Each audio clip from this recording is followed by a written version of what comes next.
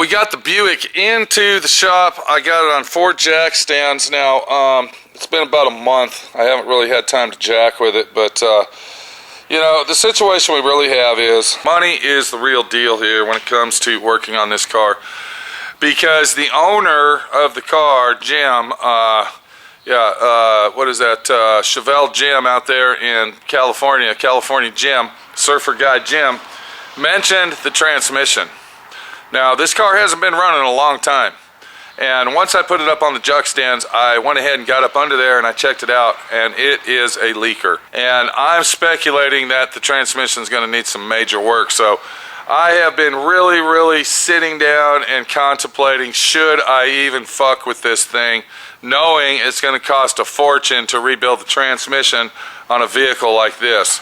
Once again, this vehicle isn't worth $1 million. It's not a 1969 Dodge Charger RT TS CCCSSS fucking car. It's, you know, just your old mom and pop classic, go to the grocery store, take the kids to the drive-in type fucking situation. Station wagon is what it is. And it's a beautiful car. I'm not cutting the car down. I'm not slandering the car. It's a Buick Century. I love Buicks. And, you know, Jim was kind enough to get the car over here so my friend Pete can do something with it.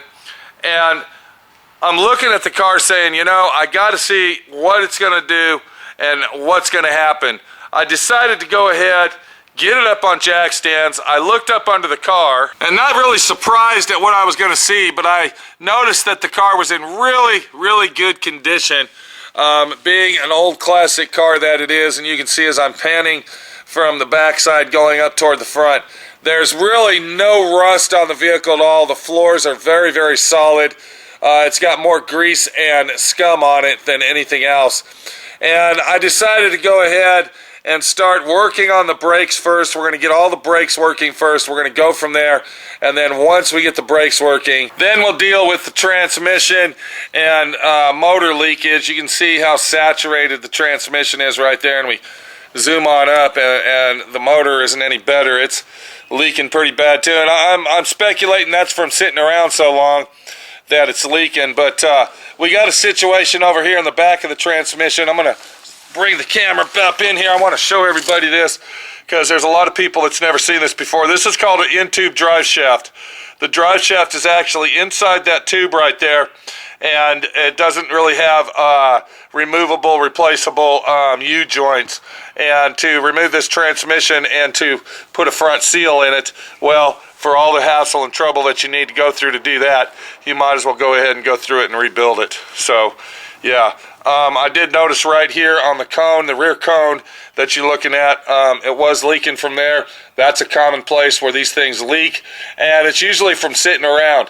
Most of these old cars that turn into leakers are from sitting around and not being run and the gaskets drying out on them. So, yeah, that's a big concern that I have as far as restoring the car, because it's going to cost a lot of money to rebuild that transmission. And the excuse they give you is it is a classic car. It's a classic vintage car, and we're going to charge you more money, even though it's easier and more simple to rebuild and the parts are cheaper to buy. They get you by using the word classic.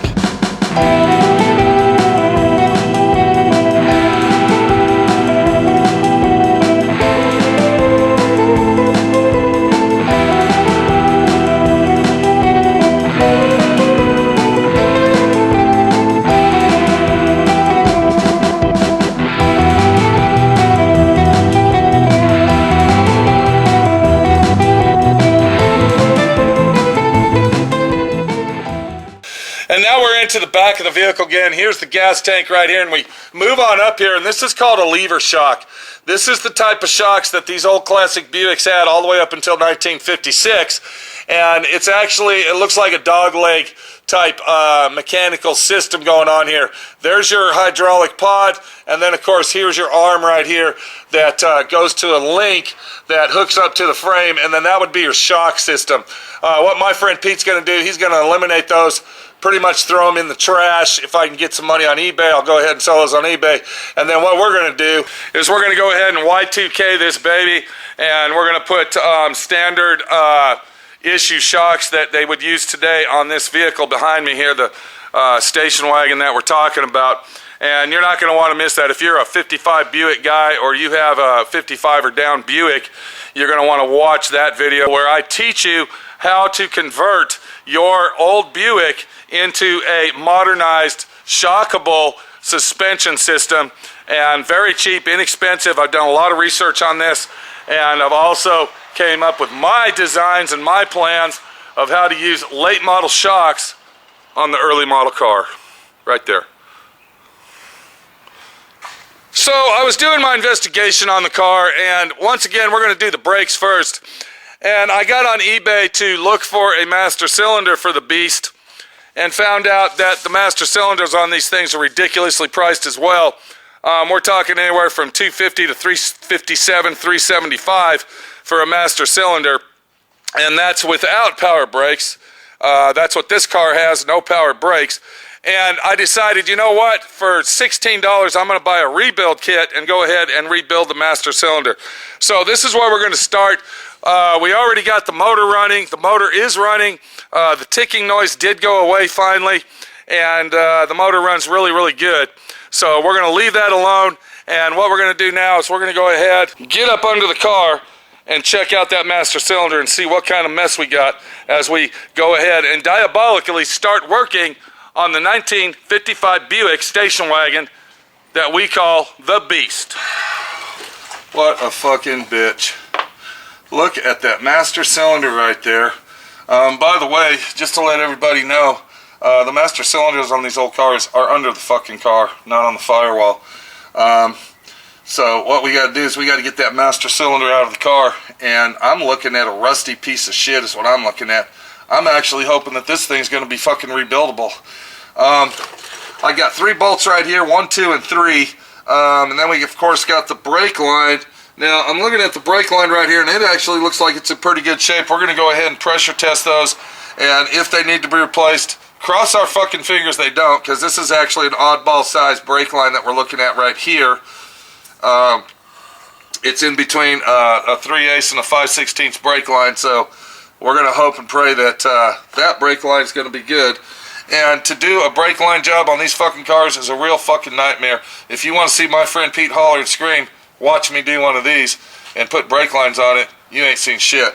But besides all that, we're going to go ahead and get this master cylinder off, and we're going to start with our brake line. Now, before I do that, I want to take some lubrication, and all I have is some silicone spray, but I just want to spray it right around this line right here. And the reason I'm doing that is because this is rusty, and when I take that off, I don't want the bolt or whatever you call it to slide off of here and get caught up on the metal and ruin this line. Let's go ahead and use our fucking line wrench on this, and hopefully things will work out like we want it to. I don't ever believe that this thing's ever been out of the car. I think this is the original fucking master cylinder on this bitch. Motherfucker! Damn. And so far, so good.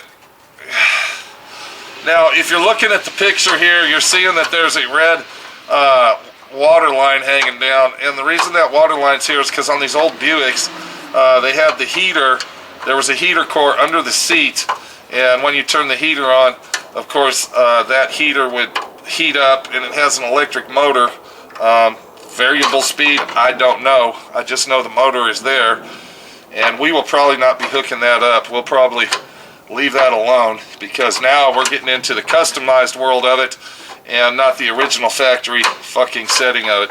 Now, we will hone this out very lightly just to clean the cylinder walls, to give it a nice clean surface, but other than that, we aren't going to really do much to it but just install a new master cylinder kit on it. Alright, so there is no fluid in this. We have just found that out. I took the line off, as you saw, and it says no, I don't have fluid in me. So before I go any further, I'm going to come over here on this side, and I'm going to release the push rod arm. It's got a pin on it. I better get that motherfucker out of there, because if I don't get it out now, then we're really going to have problems, and it's going to be a real fucking bitch. Okay. Alright. There's our pin right there. I don't know if you can see that. Let me turn that light around. And yeah, we got her done. And who the fuck is this creeping in the shop like they own the fucking place? Hello? Hickey Norm. Okay, alright.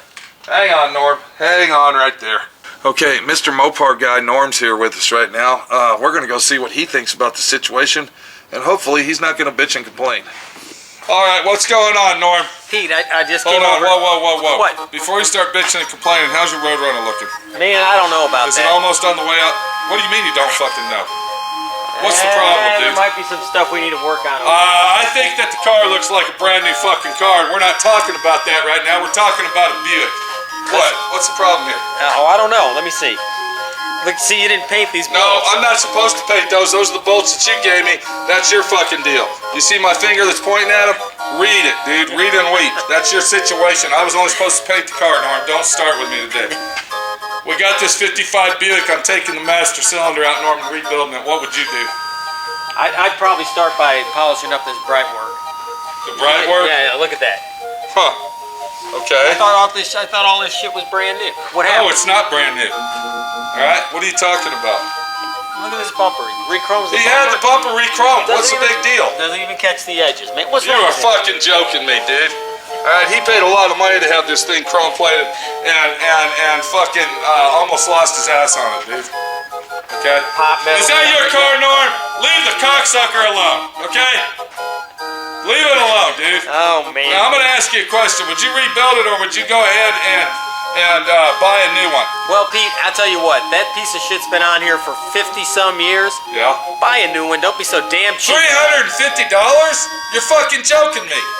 I bought a rebuild kit for 15 bucks. Look. So you're telling me you wouldn't try the fucking rebuild job before a new one? Nope. Just get a new one already. Forget it. It's probably all pitted and falling apart. Yeah. Don't worry about my shit, Norm. Let's All talk right. about your Roadrunner here. What's going on, dude? Nothing, because I haven't touched it. Yeah, no shit.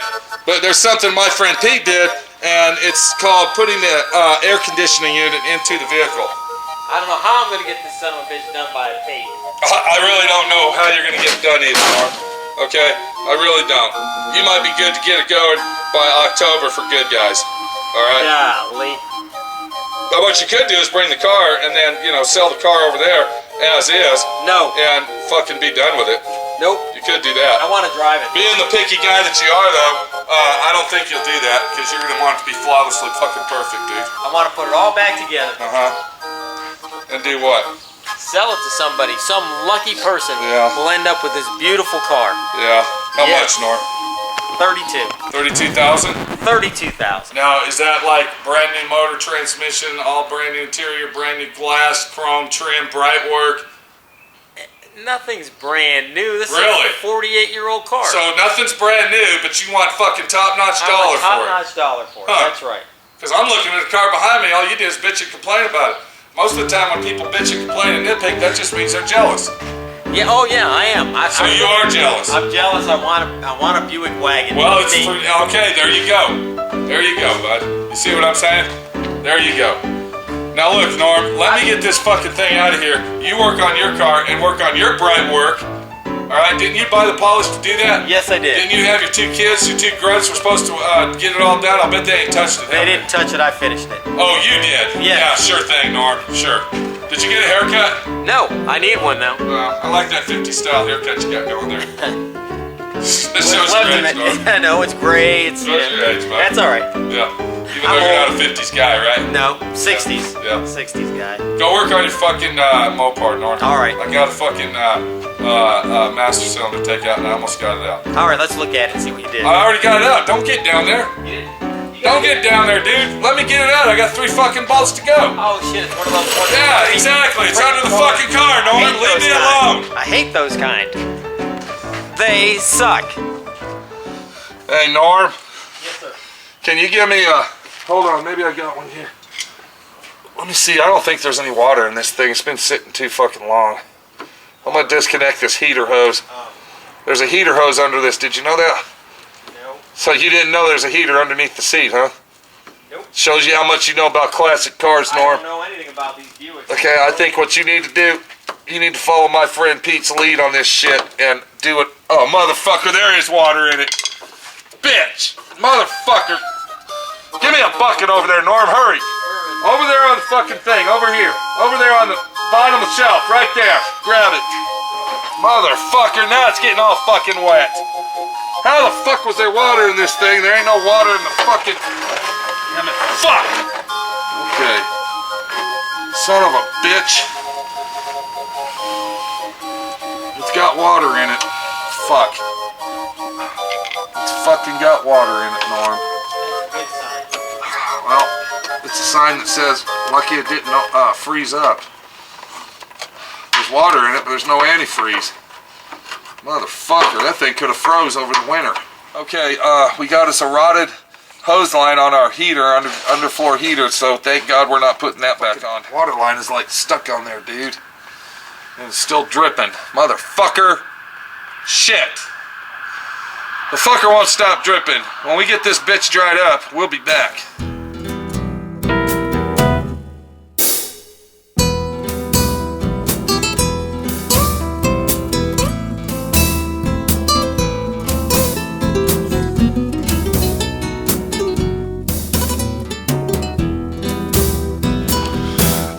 We got the master cylinder out of the car. There it is right there. I went ahead and I took it apart as well. Very, very nasty mess we got going on here. Very, very nasty. But you know what? We're going to get her done and get her done right. This is actually the plunger that goes into the cylinder. And when you tear these cocksuckers down, that's really the only thing that matters is that cylinder in there. And if you look inside here, I don't even know if you can see it or not. The cylinder on this one actually looks very, very good. It's still got a nice polish to it, and there is no pits in the cylinder whatsoever. So we're going to take this bitch up to Oliver's Automotive, up to Chicken Coop, use his pressure washer and his parts cleaner machine to clean that out. That's not looking good in there at all. That looks kind of rough, but I think we can clean it out and get her done and do it right. Big mess, but something that we're going to accomplish right here on the 1955 Buick station wagon. I got plans for this thing. I got some plans for it. I think the previous owner, surfing guy, California dude Jim, is really going to be surprised when he sees it and really going to like it. I really don't want to give away the plans of what I'm going to do with it. I want to just go ahead and do it, and you can see the transformation as we're doing it to see what can be done with these old cars and to jazz them up, especially something like this. It was a beautiful paint job at the time. Did I mention that he had this repainted back in the 90s? I believe he said the 90s. But for some odd reason, and I don't know if you can see it here, and I probably mentioned this before, but I'm going to go ahead and mention it again. You can see right in this area here, look where it's starting to solvent pop, and it goes all the way down the roof line. On each side, it's about this wide, and even on the hood right here, you can see where the paint is actually starting to solvent pop and peel away from the primer. So I don't know if Jim and his dad actually got a good deal on this paint job. I really don't know, but it doesn't matter because when we get done with it, you won't even see that shit anyway. So I'm gonna run up to Daryl's. I'm gonna get this master cylinder all flawlessly cleaned out. When I come back, we're gonna go ahead and rebuild it and be done with step one on our 1955 Mustang. Did I say Mustang? I meant fucking Buick. I have Mustangs on my mind because we're gonna be pulling the Mustang in very soon here in the next couple days, and that's not looking fucking easy either.